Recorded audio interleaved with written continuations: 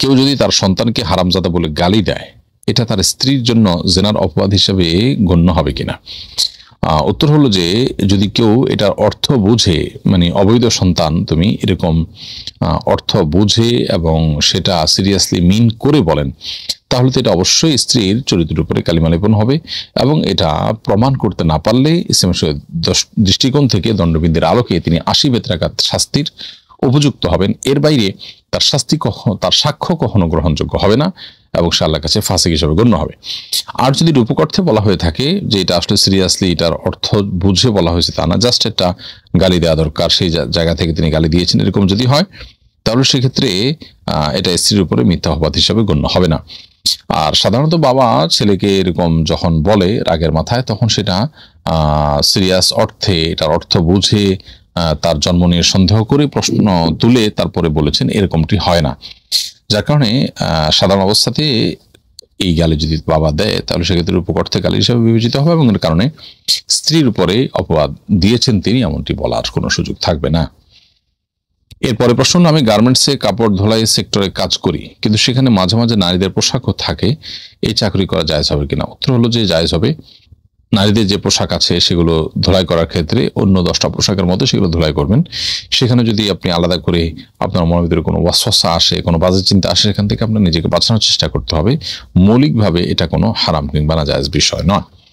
এরপর প্রশ্ন হলো, মা খালার বাড়িতে থাকতে চায়, কিন্তু সেখানে গেলে তারা একসাথে বসে গীবত করে এবং সেখানে যেতে বাধা দেই, মাঝে মাঝে রাগারাগিও করি, এদিকে আমার গুনাহ হবে? মা খালার বাড়িতে যেতে চান, কিন্তু সেখানে গেলে তারা গীবত শিকায়াত করেন, তো আপনি সন্তান হিসাবে তারা যেন গীবত শিকায়াত না করেন তাদেরকে নাসিহা করবেন, তাদেরকে উপদেশ দিবেন, আল্লাহর ভয় দেখাবেন। এতে যদি তারা ফিরে আসেন, ভালো না আসলে আপনি তাদেরকে এই গুনাহ থেকে বাঁচাবার জন্য অন্য কোনো উপায় অবলম্বন করতে পারেন, কিন্তু সেটা তাদের প্রতি বেয়াদবিমূলক হতে পারবে না। ধরুন দুজনকে দু জায়গায় রেখেছেন এবং তারা খুব মনোবেদনায় আছেন, কষ্টে আছেন, এরকমটি করা জায়েজ নেই। বোঝানোর ব্যাপারটা নম্রতার সাথে বোঝাবেন এবং তাদের সঙ্গে দুর্ব্যবহার করবার কোনো ইখতিয়ার আপনার নেই। এরপর যদি তারা গুনাহে লিপ্ত হন, সেক্ষেত্রে তাদের দায়ভার তাদের উপরে, আপনি আপনার জায়গা থেকে চেষ্টা করেছেন, জাস্ট এটুকুই আপনার জন্য যথেষ্ট ইনশাআল্লাহ তাআলা। এরপরে প্রশ্ন হলো, একজন মহিলার বাচ্চা হওয়ার পরপরই জীবন আশঙ্কা থাকায় জরায়ু কেটে ফেলে দিতে হয়েছে। বর্তমানে তার রক্তক্ষরণ হচ্ছে, কিন্তু যেহেতু জরায়ু নেই, এই রক্ত কি নেফাস হিসেবে গণ্য হবে নাকি ইস্তিহাজা হিসেবে গণ্য হবে? বাচ্চা হওয়ার এবং জরায়ু কাটার আজ 3 দিন পার হয়েছে, এমত অবস্থায় উক্ত নারীর নামাজের বিধান কি? উত্তর হলো, কোনো নারীর জরায়ু কেটে ফেলার কারণে বা অপারেশনজনিত কারণে যে ব্লিডিং হচ্ছে, সেটা যদিও তার লজ্জাস্থান দিয়ে হোক, তারপরেও সেটি নেফাস হিসাবে বা সন্তান পরবর্তী যে ব্লিডিং সেই হিসাবে এটি গণ্য হবে না, বরং এটি সাধারণ ইস্তেহাজা বা অসুস্থতা হিসেবে বিবেচিত হবে এবং এই অবস্থায় তার নামাজ কন্টিনিউ করতে হবে। অনবরত রক্ত বের হতে থাকলে তিনি প্রত্যেক ওয়াক্তের জন্য নামাজ পড়ে নেবেন, ওযু করে নামাজ পড়ে নেবেন। এর মধ্যে রক্ত বের হলেও কোনো অসুবিধা নেই, মাযুর হিসেবে বিবেচিত হবেন। খোলাসা কথা হলো, নির্যাস হলো যে জরায়ু কেটে ফেলার ফলে যে রক্ত আসছে এটাকে নেফাস বলার কারণে, নেফাস হবে শুধু সন্তান প্রসব পরবর্তী ব্লিডিং হলে সেটি। এরপর প্রশ্ন হলো, এক নাটকে নায়ক নায়িকাকে তালাক দিয়েছে, সে ভিডিও আমি আমার স্ত্রীকে পাঠিয়েছি, আমার তালাক দেওয়ার নিয়ত ছিল না, এতে তালাক হবে কিনা? উত্তর হলো, না, এতে তালাক হবে না। এবং অন্যের তালাক যদি কেউ উদ্ধৃত করে তাতে তার নিজের তালাক পতিত হয় না। বিধায় আপনি স্ত্রীর কাছে কোনো কারোর তালাকের ছবি, ভিডিও বা আপনার লেখা কোনো কিছু পাঠালেন বা সংবাদ কোনো কিছু আপনি তাকে জানালেন, এর মানে এই না যে আপনাদের উভয়ের মধ্যে সম্পর্ক ছিন্ন হয়ে গেছে। কিন্তু এগুলো পাঠানোর আগে ভাবতে হবে স্ত্রী এটাকে কিভাবে নেবেন, যে নিজেদের মধ্যে সম্পর্ক মধ্যে টানাপোড়েন তৈরি হওয়ার আশঙ্কা আছে কিনা। যদি হয় তাহলে সেখান থেকে অবশ্যই বেঁচে থাকার চেষ্টা করতে হবে। এরপরে প্রশ্ন হলো, ফুফুকে যাকাত দেওয়া যাবে কিনা? উত্তর হলো, হ্যাঁ, ফুফুকে যাকাত দেওয়া যাবে যদি তিনি যাকাতের উপযুক্ত হন। কারণ ফুফু এমন কোনো ব্যক্তি না যার ভরণ পোষণ আপনি দিতে বাধ্য। যার ভরণ পোষণ আপনি দিতে বাধ্য তাকে আপনি যাকাতে টাকা দিতে পারবেন না। ধরুন আপনার সন্তান সন্ততির ভরণ পোষণ আপনার উপরে বর্তায়, বিধায় আপনি তাদেরকে যাকাতে টাকা দিতে পারবেন না। তো ফুফু যেহেতু এমন মানুষ যার ভরণ পোষণ আপনার কর্তব্যের মধ্যে পড়ে না, আপনার দায়িত্বের মধ্যে, ফরজ না, আপনার উপরে অধিকার হিসাবে তার থাকে না, সেজন্য যাকাতের উপযুক্ত যদি মনে হয় আপনার ফুফুকে, তাহলে অবশ্যই আপনার নিজের যাকাতের টাকা তাকে দিতে পারবেন।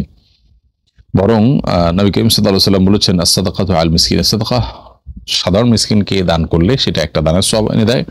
ওয়াস-সাদাকাতু আলা যিল কুরবা, সিলাতুন ওয়া সাদাকাতুন। আর যদি দানটা হয় কোন আত্মীয় স্বজনের জন্য, নিকট আত্মীয়ের জন্য, রক্ত সম্পর্কে আত্মীয়কে দান করা হয়, তাহলে সেক্ষেত্রে আত্মীয়তার বন্ধন রক্ষার সব এবং দানের সব ডাবল পাওয়া যায়।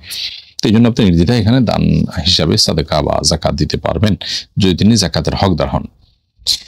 অনেকে নতুন চাকরিতে ভালো সুযোগ সুবিধা পাওয়ার জন্য আগের চাকরির অভিজ্ঞতা ও বেতন বাড়িয়ে বলেন।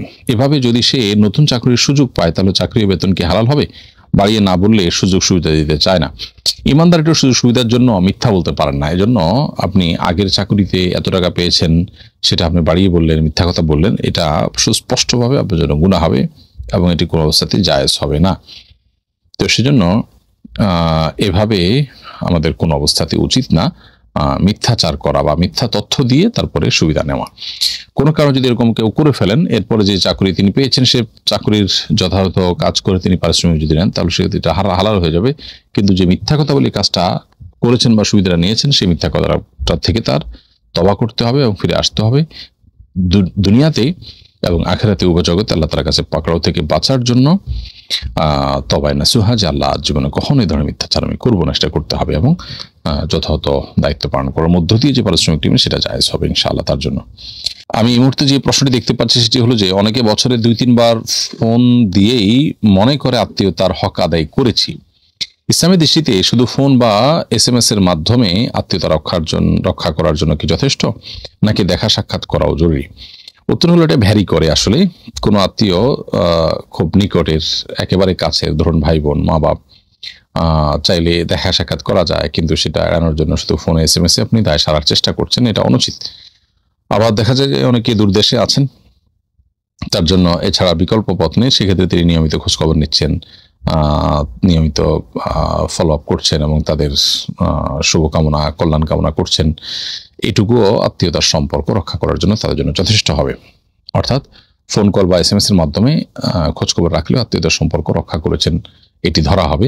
কিন্তু আত্মীয়ের প্রতি কল্যাণ কামনা করা, তার বিপদে পাশে দাঁড়ানো, আর অন্যান্য বিষয় আছে যেগুলো সামর্থ্য, শক্তি এবং সুযোগের উপর অনেকখানি নির্ভরশীল এবং সেই সাথে আত্মীয়টা কোন টাইপের আত্মীয় তার উপর নির্ভরশীল। যত বেশি কাছের আত্মীয় তার অধিকার তত বেশি হয়ে থাকে সাধারণত। ডিভোর্সের পর 1 বছরের ছোট বাচ্চাকে নিজের কাছে রাখতে মা কি জোরাজুরি করতে পারবে নাকি গুনাহগার হবেন?